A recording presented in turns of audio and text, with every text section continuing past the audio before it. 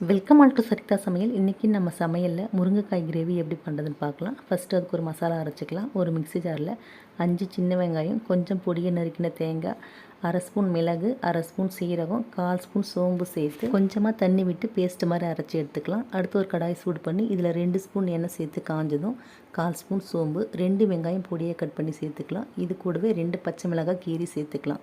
அடுத்து இதில் கொஞ்சமாக கருவேப்பிலை சேர்த்து வெங்காயம் ஓரளவுக்கு வதங்கி வரட்டும். அடுத்து இதில் 1 ஸ்பூன் இஞ்சி பூண்டு புதினா அரைச்ச பேஸ்ட்டு சேர்த்து பச்சை வாசம் போகட்டுன்னு 1 நிமிஷம் வதக்கி விட்டு 2 தக்காளியை மிக்சியில் அரைச்சி சேர்த்துக்கலாம். இது கூடவே நம்ம அரைச்ச மசாலாவையும் சேர்த்து ஒரு வாட்டி நல்லா கலந்து விட்டு அடுத்து இதில் 1/4 ஸ்பூன் மஞ்சள் தூள், 1/4 ஸ்பூன் கரம் மசாலா, 1 ஸ்பூன் மிளகாய் தூள், 1/2 ஸ்பூன் தனியாத்தூள் சேர்த்து இந்த கிரேவிக்கு தேவையான உப்பு சேர்த்து நல்லா ஒரு வாட்டி கலந்து விட்டதுக்கப்புறம் 3 முருங்கைக்காயை கட் பண்ணி சேர்த்து நல்லா வதக்கி விட்டு இந்த கிரேவிக்கு தேவையான தண்ணி சேர்த்து 10 நிமிஷம் கொதிக்க வச்சதுக்கப்புறம் கொஞ்சம் புளி தண்ணி சேர்த்து 2 நிமிஷம் கொதிக்க விட்டு கடைசியாக கொஞ்சம் மல்லி இலை சேர்த்து கலந்து விட்டால் சுவையான முருங்கைக்காய் கிரேவி ரெடி.